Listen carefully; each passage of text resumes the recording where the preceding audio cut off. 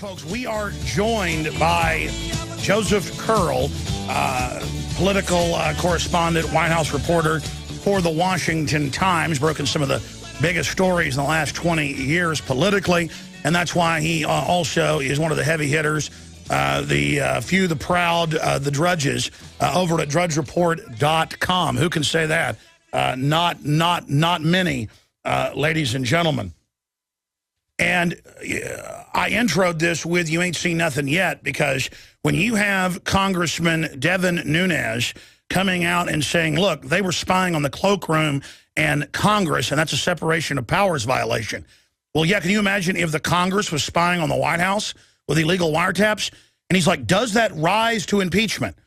I don't know. Does Charlie Manson cutting babies out of Sharon Tate's stomach rise to murder? I mean, it's like, well, it is the president, you know, maybe he's allowed to I mean, even the Republicans cannot get hardcore with things that are just out in the open, because our normalcy bias is to accept anything. It's like we have mass Stockholm syndrome. But let me tell you, political catastrophe, political Waterloo, political rigor mortis is setting in to the Obama administration with, I don't know, I don't remember, I know nothing, I'm Sergeant Schultz from Hogan's Heroes, with all of them. They're being caught lying on Benghazi, the IRS spying, the whistleblower persecutions, the wiretapping, all of it. They're in deep trouble. And that's why you've got Bill Press saying, you know, the Attorney General needs to step down, and Obama, and Chris Matthews says his leg doesn't get the tingle up into his, you know, groin anymore over this. And all of these people are running scared. The Atlantic Wire, that basically is a White House organ, says, is the end of the Eric Holder's tenure at the Justice Department. It's not enough to throw him under the bus. Not enough to go, all of them. Okay, they need to go to jail. These guys make Nixon look like an angel compared to the things they've done and what they've been caught doing. And joining us is Joseph Curl of the WashingtonTimes.com and DrudgeReport.com, the guy who really has the inside scoop. Will it be Benghazi? Will it be IRS Gate? Will it be Spygate? Will it be Intimidation Gate? Will it be Perjury Gate? Will it be, I mean, can we bring back Fast and Furious now? Will this bring down Obama, and what do you expect him to try to do to stop it? What is the inside intel directly from the belly of the beast, the District of Criminals, Joe Curl? Hey, Alex. Hey, buddy. Yeah, the most fascinating thing that's been happening so far, the thing that really intrigues me out of this whole, now this train of messes, but as you mentioned, Fast and Furious is still hanging out there. We've never really gotten any answers on that. But the most amazing thing, and it just keeps happening, is the lack of accountability from the administration. It's really, you know, my buddy over at the Washington Post, Dana Milbank, wrote today that the holders seemed almost proud to not know anything. You know, what you've got over in the Justice Department now is he recused himself from this whole AP, you know, seizing the phone records of the Associated Press, and he literally sat in front of congressmen and just said, I don't know anything. I mean, he was called in front of Congress, and then he said for 4 hours, I don't know anything. And then you've got Hillary. She's not involved doesn't know anything about Benghazi Gate. You've got, you know, now we're hearing that the White House is trying to spin the whole IRS mess as a couple of low-level guys in Cincinnati who were just rogue operators who were doing something. Nobody knows anything. The weirdest thing, and I was talking to my dad the other night about, he remembers all the way back to Eisenhower and Truman, and he was saying, you know, Harry Truman had a big placard on his desk that says the buck stops here. Right now, we don't know where this buck stops, but what Obama keeps saying is it sure as heck doesn't stop at me. Well, we know where the buck stops. I mean, Obama gets his orders from the big unions, from the big foreign banks. He gets his orders from basically the socialist, the Communist Party. He gets his orders from the big tax-free foundations. I mean, he gets his orders from the heirs. Right, and they're spending all of their time and effort. You know, I think it's not ludicrous to start talking about Richard Nixon, because this is the classic, and I wrote a column about this a couple of weeks ago in the Washington Times, the classic conundrum of the second term. These guys all get in messes, all the way back to Eisenhower, you know, with the U-2, and then you've had, you know, Reagan had Iran-Contra, Clinton, of course, had Monaco literally, and you had Bush, who who had his own problems and messes going on, and now you've got Obama with this. It's the biggest problem, and the way you can talk about Nixon in the same breath with Obama, even though these things are just starting, is it's all a cover-up. The cover-up of how they deal with the information once it's out there. We're starting to hear weird little things that, this IRS stuff was actually known years ago within the IRS and weeks ago at the White House, but nothing ever really came out of it until right before. The only reason they eventually put this out, or put it out when they did, was that the Inspector General's report was about to come out. They knew it was about to break anyway, so they had to dump it. So yeah, it's very strange what's happening, and it really makes me wonder. This is an administration that hasn't really had any scandals. All of a sudden, they've got 3 scandals going at the same time, and I think I shot you a message the other day saying, Benghazi is the big one. And it wouldn't surprise me if they had these scandals hanging around and they just dumped them out to try and obscure the real scandal, which is Benghazi. And then we talked on the phone. You said Benghazi is the big one, but you were saying, at least a few days ago, you expect the IRS deal to be the one that actually could bring them down. Yeah, well, I mean, that's the one that really crosses over. That does get right into Nixonian stuff. That's what Nixon was doing. Nixon was using the IRS to literally target his enemy. He was telling the IRS to go out and get my enemy. Now, the real question is going to be where does this come down? And, presidents have gotten better and better at plausible deniability and not leaving any fingerprints on anything. So the question is, will this ever be traceable back to Obama? And the answer is probably not. But the thing that's most striking to me is, this is a culture now, a culture of corruption that's endemic to this administration and administration-wide. I mean, we're seeing it across all of these different agencies. When you have the Justice Department coming in and saying, I don't know what's happening, you have the Attorney General saying, I don't know what's going on in my own building. And I recused myself from this major thing, so I just had some underling doing whatever it was he was doing. You've got the Secretary of State saying, I don't really know what happened that night in Benghazi. You've got the IRS. We don't know what happened. The president doesn't know what's happened. Nobody seems to know what's going on. Well, by the way, Joseph Curl, they have a new witness, Hillary and Eric Holder, and all of them announced they're going to have a special spokesman now testify for them, and he's going to come on the show with us right now. This is the White House's statement on any further scandals. Oh, I see nothing. I was not here. I did not even get up this morning. So there you go. That's the new White House press secretary. I know nothing. Well, it was really shocking yesterday. I loved that CNN and MSNBC, they were still doing their OJ reports and their little lighthearted things. And here you've got the Attorney General testifying, saying, I don't know what's happening in the Department of Justice. I don't know what's going on there. I had it, but I have no idea what's happening. And by the way, as you know, just over the weekend, they were arrogant, saying it's no big deal. Democrats were defending it on MSNBC. Good, we need to persecute Tea Parties. Now they've just sacked the IRS commissioner today. Now Democrats, what does it signify to have Chris Matthews of Slimeball, to have Bill Press, to have all the Atlantic Wire running from Obama and Holder right now? Are we seeing the beginning of a rout? What is the atmosphere there in D.C.? Well, that's another fascinating part of it. What you've got, whenever I think of the media and how what they did in the second the re-election campaign, the coverage that Obama got. I mean, remember we had unemployment hovering around 8.5%.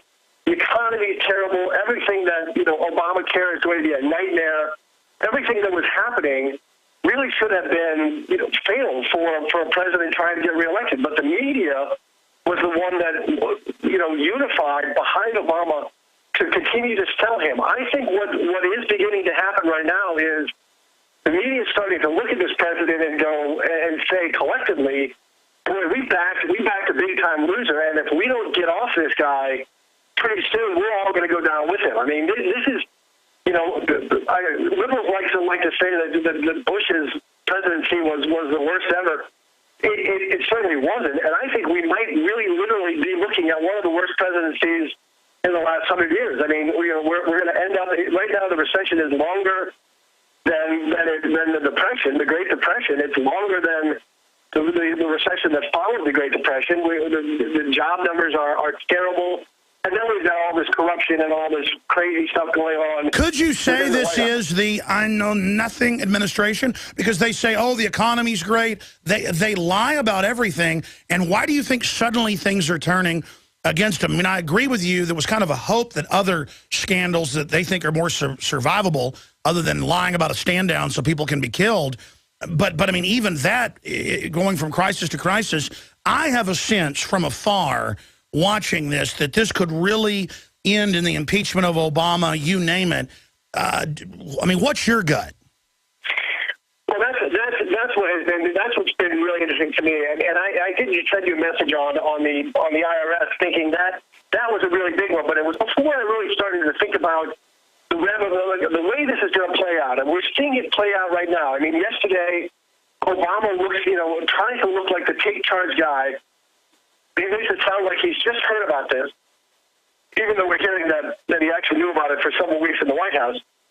So what he does is he comes on TV last night, and he says that he asked his Treasury Secretary to request the resignation from the IRS head. Now, the IRS head, he's only the acting head of the IRS. He's only been in there for a while, and his term was ending in June anyway. So I wasn't really thinking how this thing plays out. So what you have there is you've got a low-level, do-nothing guy who's not really responsible for this, who he now loses his job, and they're going to end up fobbing the rest of this stuff off on these rogue IRS agents in Cincinnati. So that scandal is going to come and go, and you've got on the phone record scandal, you're basically going to have, I mean, maybe this deputy attorney general will be canned over at the Department of Justice, but Eric Holder's going to, it looks like right now, stay above this whole fray. I doubt that Obama's going to kill his good buddy over there and let him go.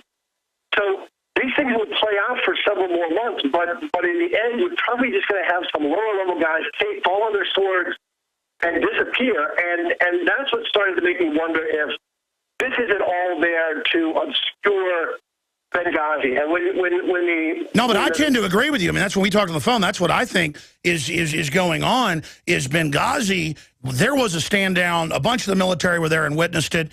Now they're putting out selective emails with 2-day gaps. I agree with you. It's Benghazi that is really what they're afraid of. What's the word on that? Are they going to get away with that as well? Or will they politically be destroyed and be a total lame duck now, but criminally get away with it and just kind of drift into the future? Yeah, I do think, I mean, remember that was more than 6 months ago on September 11th, 2012. So the media couldn't care less about that story until the Weekly Standards, Stephen Hayes pulled all that stuff up and threw that out there about the emails and about the, who was saying what at the time about the video and about the spontaneous demonstration, which neither of those were ever involved. So the really interesting thing is going to be that's what I've been noticing is how do they change this subject from Benghazi, because Benghazi is reaching critical mass now. So how do we get off Benghazi? Well, let's throw them a couple of scandals that will really consume Washington. And Washington's far more interested in the IRS scandal because they're newer, and the phone scandal than they are in Benghazi. And then the last thing that's fascinating is the White House. They don't know anything about. The White House spokesman doesn't know anything about the AP phone scandal, and pushes that over to the Department of Justice. They're outraged over the IRS thing, and they're taking action on that. But on Benghazi, they dismissed it as just a political witch hunt. And that, again, strikes me as that's what they want. Their jihadis killed everybody, and they ordered a stand down, and a bunch of missiles are missing. And finally, Fox News was covering that over the weekend. So, my gut tells me, Joe Curl, again, Washington Times, joining us, My gut tells me, though, that they'll be lucky if they're just politically destroyed and then powerless for 3 years. But I don't even see that happening. I smell blood in the water, and I think even starting new wars is not going to politically get them out of this. I see a total loss of confidence in them. All the Democrats I know finally hate Obama and finally are apologizing to me for saying he's a crook. I mean, you know, you're more of a journalist, so you stick to what you can 100% prove. I'm a journalist and a pundit, and I can say as a pundit, I think Obama is politically rotting. What do you say to that? No, I think that's absolutely right. I think you know, there was question as to whether he was really ever going to get anything done with, because remember, he's the one who's created this poisonous atmosphere in Washington. He's the one who has literally spent 4 years haranguing Congress and blaming everything on Congress.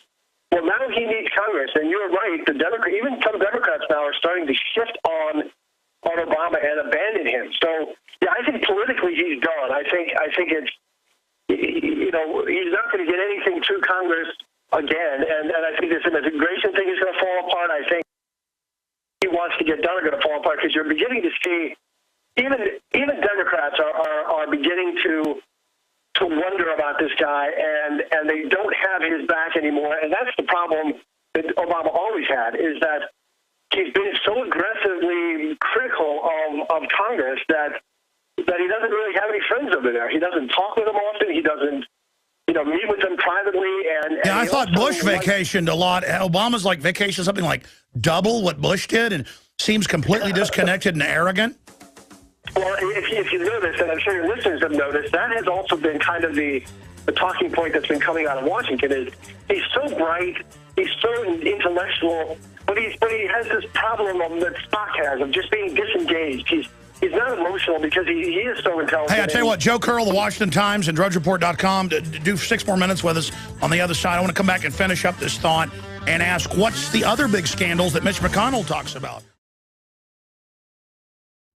I had tried everything. I'd cut back the amount of food I was eating. I was lifting weights and jogging, but nothing was working. My body was literally starving for minerals and trace elements as well as key vitamins. And as soon as I had that, I immediately could eat half of what I was eating previously and be satisfied.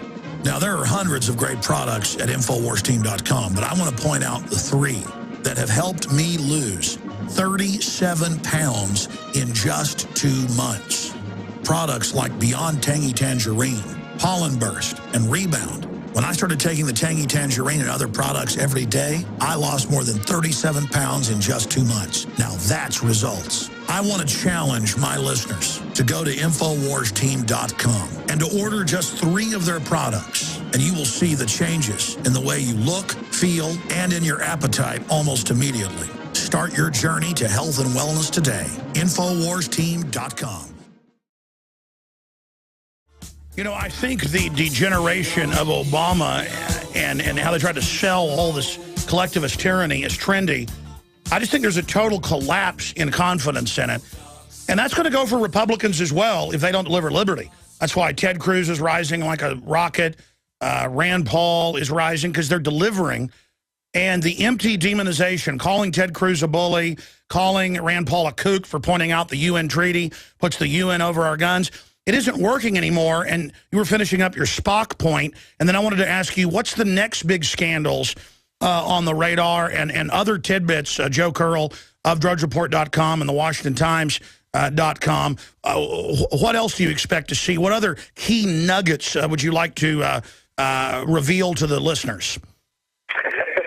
Well, I will tell you that, and I tweeted this out a couple of days ago, I have a source at the CIA who said, there's another shoe to drop, and I asked him, you mean there's a 4th shoe? And he said, yeah, at least a 4th shoe, maybe a 5th shoe. So there are things out there. I mean, I think it's not inconceivable that there will be something to this whole, you know, apparently the phone records that were subpoenaed not only had to do with the Associated Press, but had to do with their phone lines in various different places, including in the House, and including phone calls that may or may not have been made from the House cloakroom. Now, the House cloakroom is where members of Congress, members of the House will go to really do the inside, behind-the-scenes horse trading, where they really talk about, they really talk far more candidly than they do on the floor. Probably than they do in lots of other caucus meetings and things like that. This is where it gets down to the nitty-gritty that they really make deals in the cloakroom, where a lot of bills are finally agreed upon. So if they're inside that place, that means that they're inside the halls of Congress. They're literally hearing negotiations on bills and legislation, which is again a frightening cross over the First Amendment and constitutional rights. So I think there's something there. I still think Benghazi, despite the fact that they want to dismiss it as a political witch hunt, and that's how they turn on everything, is that, this is all just political. Well, everything's political, especially with this White House. This White House makes everything political. So there's where we're going to see, more information coming. It was very smart of the White House yesterday to dump out those emails, because what they did was they put out a selective amount of emails, something like 94 emails that, as you mentioned, don't even begin until 67 hours after the attack. And we don't know very much at all. So almost 3 days, but the lapdog press isn't even pointing that out. They're going, see, this shows they didn't know anything. See, they are idiots. And see, that's also brilliant by the White House that wants to do this, because when the GOP comes back and says, well, hey, how about the rest of this information? They'll go, look, we're giving you, that's what Jay Clayton likes to do. We've turned over thousands of documents. Now you can tell it's a political witch hunt, because it's never good enough. Whatever we turn over, it's never enough for this crazy lot of Republicans. Well, we're turning over emails that were sent 67 hours after the attack, which means they probably by that point, you would assume, have gotten their story straight. Oh yeah, no. Well, no, that's what the Petraeus email's about. Is he goes, I don't like the talking point in the narrative I've been given. It's not true. So they even left that in there. Maybe they're lazy or stupid. This is such a cheap trick, though. I mean, this would be like if I was going out of a parking garage and they wanted my parking ticket, and I said, you know what, I don't have that, but here's a phone book, and they went, no, I want the parking ticket. Hey, I gave you a phone book. That's thousands of pieces of paper. Hey, listen, Joe Curl, people can follow your great columns, at Political Theater over at the Washington Times, and a lot of it appears, Monday mornings at drudgereport.com. I know you're a busy guy. Thanks for all the time, bro. Sure, man. Thanks, Alex. Thank you. We'll see you. There goes Joseph Curl. Great guy, great reporter. And in the last 30 minutes, I had Joseph Curl of drudgereport.com and WashingtonTimes.com on with us, and I was saying bye to him at the end of the hour, and he said, hey, you raised Petraeus. That's the big point we need to get to, so he's graciously held over another 5 minutes with us. If you just joined us, the whole thing's unraveling, obviously. They've released, from 67 hours later, almost 3 days later, select emails acting like this is the whole data dump. And the media, I have the headlines here, the White House knew nothing about Benghazi. They were bumbling idiots. What an old trick. Almost 3 days after they've got their talking points straight. But Petraeus is in the email saying, I don't like these talking points. I don't like this story. This basically isn't true. And Curl on air was saying he's got CIA sources, so do I. I have Defense Department sources, like Colonel Schaefer, who swears he'll come on, but it's threatened not to since he came on and dropped bombshells back in October, right after Benghazi. And so Curl was saying there's more on Petraeus coming. Petraeus knows. Is that why they ran him out? Is that why they fired a bunch of CENTCOM? Joe Curl, what's the big scoop on Benghazi, the other shoes to drop, and what do you know about Petraeus? Well, that's the fascinating thing, is that when Petraeus happened, remember he was head of the CIA, and the CIA was heavily involved in Benghazi. In fact, some sources have told me that there was the embassy there in Tripoli, there was the annex as well in the consulate in Benghazi, an annex someplace nearby, and people, many people have talked about whether there was a dark site in Benghazi, that they were taking some people suspected terrorists to a place. The CIA may have been heavily involved there. We really don't know. But it was remarkable that the head of the CIA, a four-star general, Petraeus, was drummed out so quickly over a sex scandal. Remember, this was after Benghazi happened, and there were all kinds of speculation. No one could prove anything, but there was speculation that Petraeus knew an awful lot and was very unhappy with the with the dealings with the White House and the story that was formulated and the back and forth that now we are starting to see from these emails took place between the CIA, the State Department, and the White House. So Petraeus is the one, I think, who knows an awful lot more about this. Now we see in this last email, Petraeus says, after they finally get their talking points together, leave out the terrorist attack, leave out al-Qaeda, don't mention anything about a spontaneous protest. Now we see that Petraeus said, well, I'd rather not use these talking points if you don't mind, because they're not accurate. They're not even the CIA, who actually knows what happened there, was telling the State Department, here's what we're comfortable with. And the State Department, for political reasons, the White House, for political reasons, was saying, well, we sure don't want to say that. The State Department didn't want anything said because they're trying to protect Hillary. The White House didn't want anything said because they were trying to win re-election. I mean, this is 2 months before re-election. The last thing they can have is a terrorist attack under this president. So it was a protest, and we can now call 9/11 a protest under this new labeling. Right, exactly. So Petraeus is the one I would really watch for. I think Petraeus he obviously knows everything that's happened there. He's obviously not exactly happy with the way he was treated and drummed out. I mean, it's not unheard of for, certainly the Russians will set up their politicians with scandal. Sure. Why doesn't Congress? Why don't the Republicans call Petraeus for Benghazi hearings? Well, that would be a brilliant move. I mean, if they could bring him in. The question is whether, can you still call Hillary Clinton? She was Secretary of State then, she isn't now. Can she be, called back in to testify in front of Congress? Because obviously her testimony now is all suspect. I mean, what she said under oath in front of the House committees is now, heavily questioned. So can you call her back in? Can you bring back in anyone who's involved, the CIA director like Petraeus? Absolutely. Well, we'll have to get you back up on that soon. In fact, I see you have a column from a while back saying, watch for Petraeus in the Benghazi probe scandal. So you called it. Joe Curl, again, thank you so much for the time. Thanks, Alex. Visit Infowars.com and PrisonPlanet.com.